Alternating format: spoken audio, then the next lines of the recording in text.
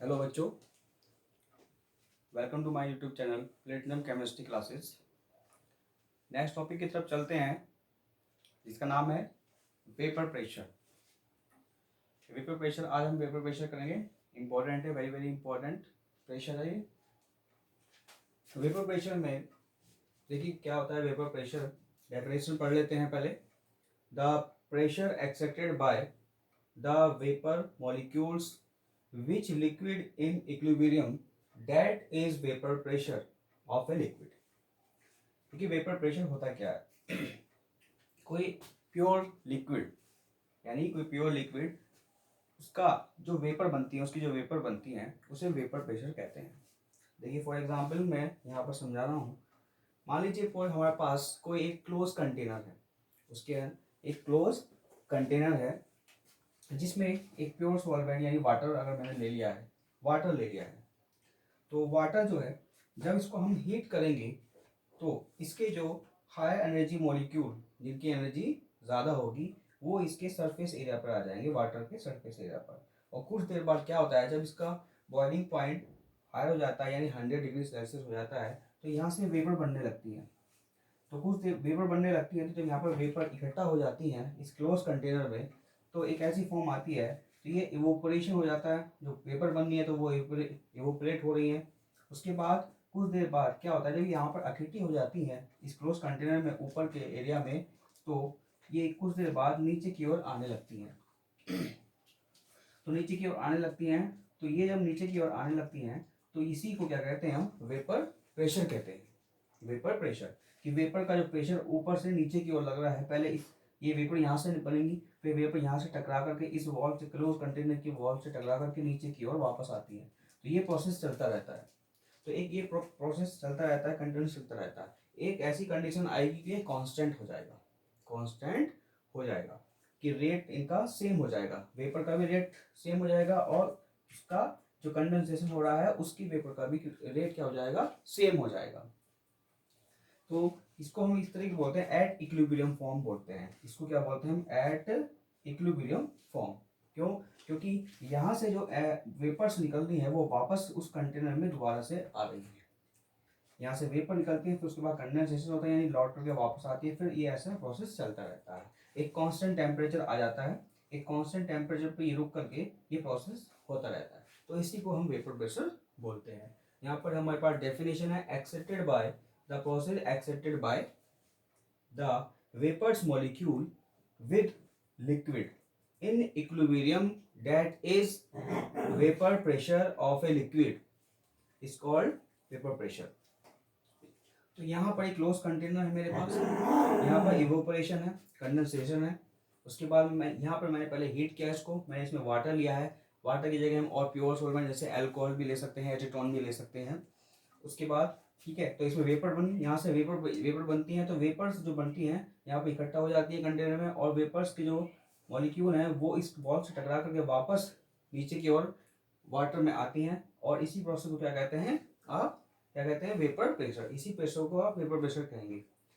इसको हम air equilibrium इसलिए बोलते हैं क्योंकि जो वेपर्स हैं वो इस वॉल से टकरा कर नीचे कंडेंसेशन प्रोसेस के अकॉर्डिंग नीचे वापस वाटर सरफेस पर आ जाती है। तो इसको हम इस तरह से rate of evaporation equal to rate of condensation. मैंने बताया कि एक ऐसी कंडीशन आएगी जो एक सेम टेम्परेचर पर ये दोनों सेम प्रोसेस होता रहेगा, यानी रेट ऑफ जो इवोपोरेशन का रेट रहेगा वही रेट ऑफ कंडेंसेशन रहेगा। आई बात समझ में? ठीक है। अब जैसे मान लीजिए H2 लिक्विड है और H2 वेपर है, तो ये इक्विलिब्रियम फॉर्म रहेगा कि आपकी लिक्विड की वेपर्स बन रही है, ठीक है, लिक्विड की वेपर्स बन रही है, दोबारा से लिक्विड बन रहा है, यानी यहाँ से वापस आकर के ये लिक्विड में फिर कन्वर्ट हो जाती है, फिर दोबारा से वेपर में कन्वर्ट हो जाती है। ठीक है। अब एक बात और ध्यान रखनी है यहाँ पर कि अगर बॉइलिंग पॉइंट लिक्विड्स जो हमारे पास लिक्विड सॉल्वेंट होंगे उनका बॉइलिंग पॉइंट अगर हायर होगा तो उनका बॉइलिंग पॉइंट क्या, उसका सॉरी वेपर प्रेशर क्या हो गया, कम होगा। ये उन सॉल्वेंट का होगा जिनके बॉइलिंग पॉइंट हायर होंगे, ये क्योंकि उनके बीच में इंटरमॉलिक्यूलर फोर्स अट्रैक्शन ज़्यादा होता है, इसलिए उनका भी अगर बॉइलिंग पॉइंट ज़्यादा है तो वेपर प्रेशर क्या होगा, कम होगा। अब आते हैं factor affecting the vapour pressure. Factor affecting the vapour pressure, तो नेचर पाया था, जैसे अल्कोहल है, एसीटोन है, वाटर है। अल्कोहल का 60 से 70 डिग्री सेल्सियस बॉइलिंग पॉइंट होता है, 35 से एसीटोन का 37 डिग्री सेल्सियस होता है, और इसका वाटर कितना होता है, 100 डिग्री सेल्सियस होता है। तो इसका जो नेचर होगा वेपर प्रेशर का, अल्कोहल, एसीटोन, वाटर, क्या होगा, डिक्रीज होगा, ऊपर से नीचे डिक्रीज होगा वेपर प्रेशर। यानी अल्कोहल की ज़्यादा वेपर प्रेशर होगा, क्योंकि इसका बॉइलिंग पॉइंट कम होगा तो वेपर प्रेशर भी ज़्यादा होगी। उसके बाद जो आपका ये एसीटोन है, फिर वाटर जो होगा, वाटर का भी क्या होगा, वेपर प्रेशर कम होगा। कि मैंने बताया कि वेपर प्रेशर अगर बॉइलिंग पॉइंट ज़्यादा है तो वेपर प्रेशर क्या होगा, कम होगा। अब आते हैं टेम्परेचर पर। टेम्परेचर अगर हम बढ़ाएंगे तो वेपर प्रेशर बढ़ेगा, और टेम्परेचर हम घटाएंगे तो वेपर प्रेशर क्या होगा, टेम्परेचर हम बढ़ाएंगे तो वेपर प्रेशर बढ़ेगा, और टेम्परेचर हम घटाएंगे तो वेपर प्रेशर भी घट जाएगा। तो ये हमारा वेपर प्रेशर कहलाता है। प्योर सॉल्वेंट के लिए वोलेटाइल, वोलेटाइल लिक्विड, ठीक है, वोलेटाइल लिक्विड बोलते हैं इसको, ये वोलेटाइल लिक्विड है हमारा। अभी हम वोलेटाइल लिक्विड्स और नॉन वोलेटाइल लिक्विड्स को आगे समझा रहे हैं। आता है हमारा volatile liquids. What is the volatile liquids? देखिए, volatile liquids are those liquids which can, volatile liquids are liquids which can easily change to their vapor state, easily change to vapor state at particular temperature, at particular temperature the liquids with higher vapor pressure are volatile। कोई भी हमारा pure solvent होगा वो volatile liquids कहलाएगा, एक single, ठीक है। जैसे मान लीजिए अल्कोहल हो गया, फॉर एग्जाम्पल अल्कोहल हो गया, एसीटोन हो गया, परफ्यूम हो गया, ETC are volatile at room temperature, उसकी वेपर्स एकदम जल्दी से बन जाती हैं। ओके, अब आता है नॉन वोलेटाइल लिक्विड्स किसे कहते हैं। Non volatile liquids, a non volatile liquid, a non volatile material accepted a low vapour pressure and has a slow rate of evaporation.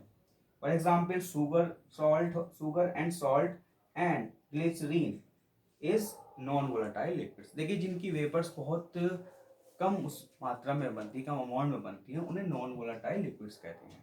मान लीजिए मेरे पास वाटर है, एक कंटेनर में वाटर हो गया और उसी में मैंने सॉल्ट डाल दी, तो उसमें हमारे पास ए और बी टाइप के सॉल्यूशन हो गए, ए और बी टाइप के सॉल्यूशन हो गए। तो जो उसमें जो वेपर प्रेशर बनेगी वो वाटर मॉलिक्यूल की बनेगी, ना कि सॉल्ट मॉलिक्यूल की बनेगी। तो जो सॉल्ट हो गया वहां पर क्या हो गया, नॉन वोलेटाइल हो गया है। और वोलेटाइल कौन सा हो गया, जो वाटर हो गया, जिसकी वेपर्स बनती जा रही हैं। ओके, तो ये हमारा नॉन वोलेटाइल, वोलेटाइल और नॉन वोलेटाइल था, और ये वेपर प्रेशर है।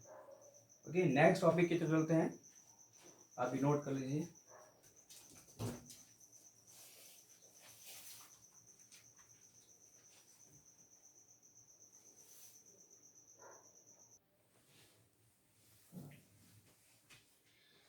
आइए चलते हैं अब नेक्स्ट टॉपिक, जो हमारा राउट्स लॉ है। Routes law very very important. ये वेपर प्रेशर और मोल फ्रैक्शन के बीच के, वेपर प्रेशर और मोल फ्रैक्शन के बीच का सॉल्यूशन है। तो राउट्स लॉ में, राउट्स लॉ ये कहता है कि routes law state that a solvent partial vapor pressure in a solution or mixture is equal or identical to the vapor pressure of the pure solvent multiplied by its mole fraction in the solution। तो routes law ये कहता है कि जो हमारी vapour pressure है, जो vapour pressure होगा वो किसके इक्वल होगा, वो हमारे इक्वल होगा मोल फ्रैक्शन के। किसके इक्वल होगा, मोल फ्रैक्शन के, directly proportional to mole fraction. तो P is directly proportional to mole fraction. अब यहाँ पर देखते हैं, according to Raoult's law let us consider that two liquids हैं हमारे पास A and B, two liquids A and B have mole fraction as x1 and x2 respectively. If P1 and P2 are the vapor pressure of these components in the solution respectively of these components, then according to Raoult's law, for the components 1 P is proportional x1, P1 equal to P1 0, ये क्या है आपका partial vapour pressure. Vapour pressure ये तो आपका हो गया जो आपका वेपर प्रेशर है P1, और ये वेपर प्रेशर ऑफ सॉल्वेंट, और ये हो गया mole fraction. Okay, according to Dalton's law the partial pressure. अब डाल्टन्स लॉ, अब यहाँ पर हमारा P1 जो वेपर प्रेशर है, जो वेपर प्रेशर ऑफ सॉल्यूशन है, vapour pressure of solution equal to vapour pressure of pure solvent, और ये आगे आपके मोल फ्रैक्शन। क्या हो गए आपके मोल फ्रैक्शन। ये आपका है P सॉल्यूशन, आपका वेपर प्रेशर जो है, जो वेपर प्रेशर है वो सॉल्यूशन का वेपर प्रेशर हो गया ये P1, और ये हो गया आपका P1 नॉट। इसको P1 नॉट किसको कहेंगे, प्योर सॉल्वेंट, जो प्योर सॉल्वेंट हमारा मिक्स है, एक सॉल्यूशन बना हुआ है, ठीक है। जो ए और बी लिया है मैंने, ए और बी है, have the mole fraction as x1 and x2 है, ठीक है। तो ये तो आपका हो गया P1 जो हो गया आपका vapour pressure, vapour pressure of solution, और ये हो गया आपका P1 नॉट जो हो गया आपका vapour pressure of pure solvent. ये आपका हो गया मोल फ्रैक्शन, इसकी मल्टीप्लाई हो गई, ठीक है। इसके इक्वल यहाँ पे ये हमने क्या लिया है, कांस्टेंट लिया है वेपर प्रेशर, ठीक। अब P2 ये भी आपका वेपर प्रेशर ऑफ सॉल्यूशन, ये आ गया वेपर प्रेशर ऑफ सॉल्वेंट, ये आपका mole fraction.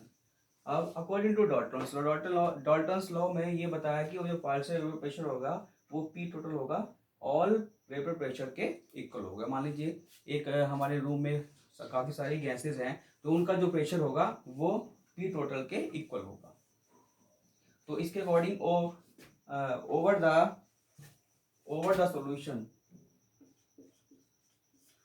solution phase in the containers will be sum of the vapor pressure, ये vapor pressure लिखा है PP, vapor pressure of the components of the solution। तो P total equal to P1 plus P2, P total equal to P1, इसमें हमने value put कर दी है P1 और P2। तो देखिए राउल्ट्स लॉ में इन्होंने क्या किया था कि एक क्लोज कंटेनर है, तो क्लोज कंटेनर में इन्होंने एक सॉल्वेंट ए और बी का मिक्सचर, ए और B have molecule fraction mole fraction, A और बी कंटेनर में भरा और उसको हीट किया। हीट करने पर जो वेपर्स बन रही हैं वो ए और बी की वेपर्स बन रही हैं, ठीक है। तो वो वेपर प्रेशर, जो सॉल्यूशन की वेपर प्रेशर बन रही है वो किसके इक्वल है, वो किसके इक्वल होगी, सॉल्वेंट और मोल फ्रैक्शन के इक्वल, सॉल्वेंट और मोल फ्रैक्शन के इक्वल होगी। तो इन्होंने ये बताया था कि इसलिए स्टेट है a solvent partial vapour pressure, एक सॉल्वेंट का partial vapour pressure in a solution और मिक्सचर इज इक्वल और identical to the vapour pressure of the pure solvent multiplied by its mole fraction in the solution के इक्वल होगा। ये आपका अभी आगे भी और करना है, यहाँ से पी टोटल के आगे P1 x1 plus P2 x2, इसमें आगे भी करेंगे, नोट कर लीजिए।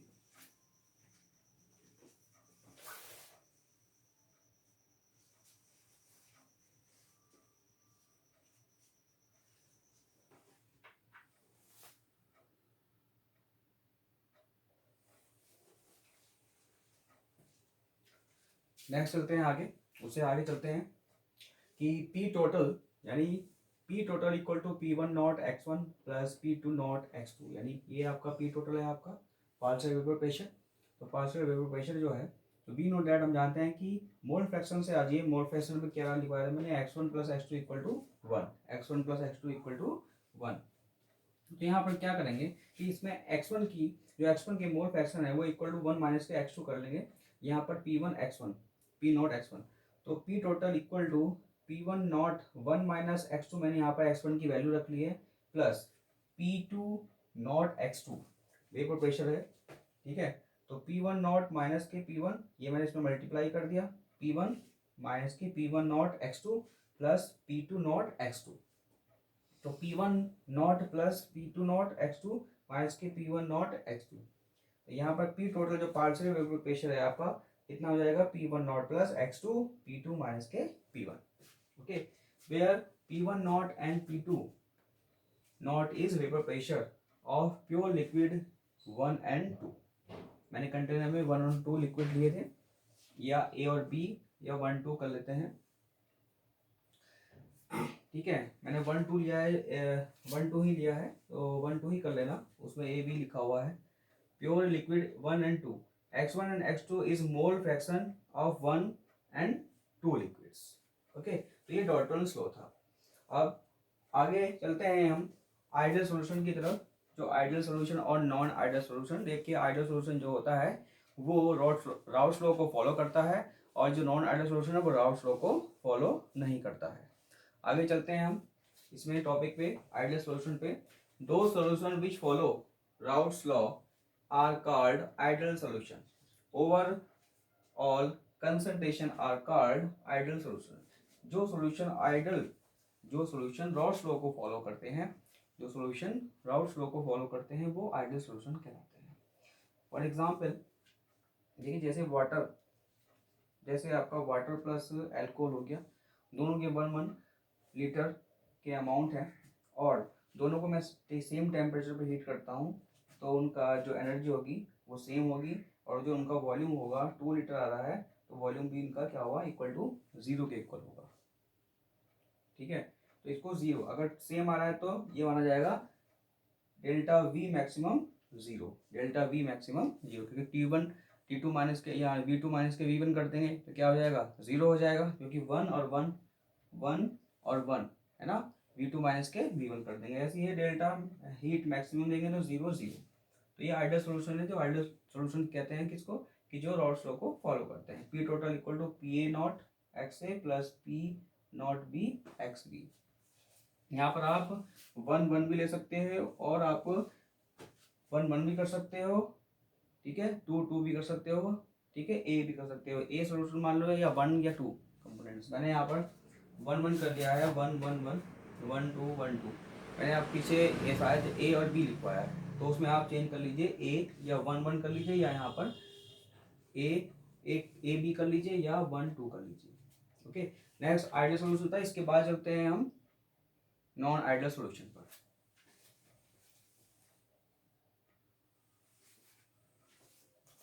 नेक्स्ट है हमारा non ideal solution. The solution do not obey Raoult's law.